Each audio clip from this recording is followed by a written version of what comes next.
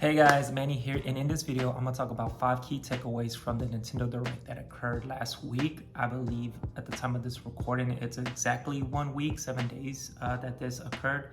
If you're new to this channel, please consider subscribing for more content just like this. I'm officially at 150 subscribers, so keep it up. I really do appreciate the love and support that I'm getting. Okay, so the first thing that I really wanna take away from watching the Direct is the fact that there wasn't no new news regarding the game Metroid Prime 4. I think to this day, it's been about 6 years since the announcement that the game was in development from Nintendo.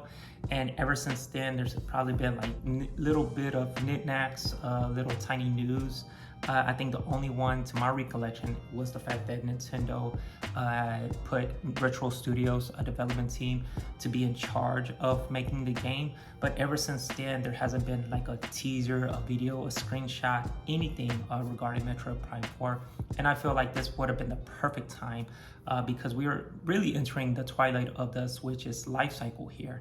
Not only that, we recently received Metroid Prime Remaster earlier this year, excuse me. And I felt, again, that was a great opportunity to just remind us that, hey, maybe some more games regarding the franchise are on the way. But it was a little bit disappointing to see, but hopefully there's always another Direct that they could probably take advantage of and showcase the game or give us a new update regarding that. All right, so the next takeaway from this Nintendo Direct that I got was that the fact there hasn't been an announcement of a price cut from their current Switch models.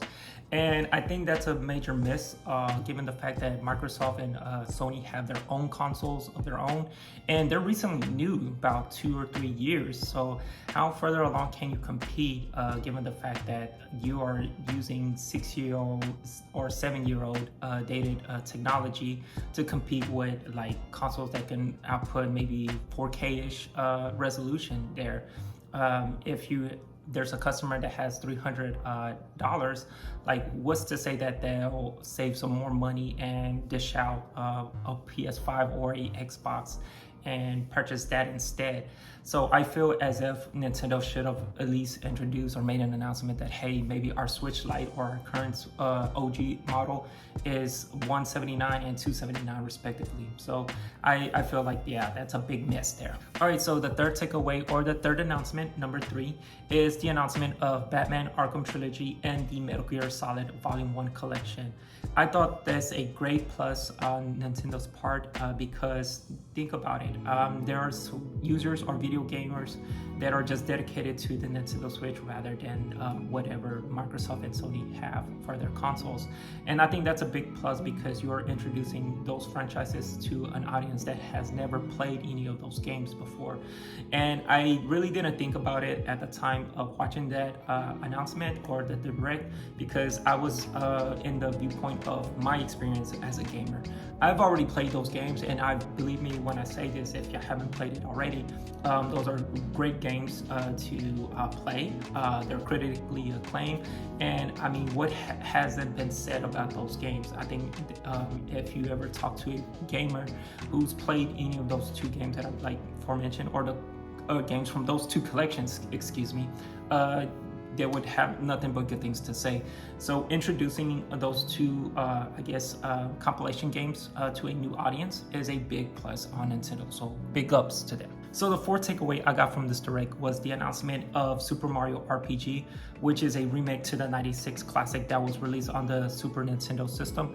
And let's talk about the classic for a bit based on my experience, which I don't have too much nostalgia for, I'll be honest. The experience that I've only gotten as a kid was the fact that my bigger brother would always rent it from a video game rental store in the area, like Blockbuster or Hollywood Video, and he would try to finish it within like the 3 or 4 days that they would allow us to rent it for. So like I said, I don't really have too much attachment to the game. It wasn't until like maybe 2018 or whatever year that Nintendo released the Super NES Classic that I had an opportunity to play Super Mario RPG.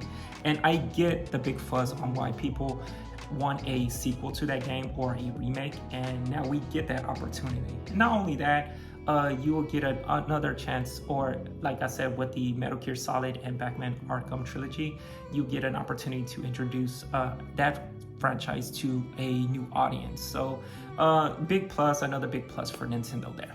Okay, so the final takeaway from this direct was the announcement of a remake to Luigi's Mansion 2 and a Princess Peach title. Now, the interesting part about these two games is the fact that they are going to be released or planned to be released in 2024. And let's backtrack a little bit towards the days of the Nintendo Direct when Nintendo made an announcement that they were planning for the Direct. People were expecting just games catering to the remainder of the year. No one was expecting anything past that. Now, fast forward to the Direct now, and you get two games that Nintendo are going to push past 2023, which is a good thing. It gives us a reassurance that, hey, Nintendo is going to continue pushing the platform that is the Switch. But let me remind you that Microsoft and Sony have consoles that are 2-3 years old, and they're well into their primes in developing good games that are competing with Nintendo here. So how further can you push a technology that is 6 and 7 years old? And I mean Nintendo. And not only that, you have the price of $300. That's the base Switch, and you're competing with two other companies that, hey, want a share of that market. So those are my 5 takeaways there. So what do y'all think about this list that I made? I know it's been a week and I'm definitely late on making a video of this magnitude or this nature. Was there something that they announced that I should have put on this list? Let me know in the comments. And yeah, should I make this longer? I don't know. This is my first time doing this, so I thought it would be fun to do. Please like if you made it this far, comment, and please consider subscribing. Like I said, I'm at 150. I didn't think in my mind ever in this world that I would have a YouTube channel with 150 subscribers. So I really do appreciate the support, and I'll see you guys on the next time. So take care.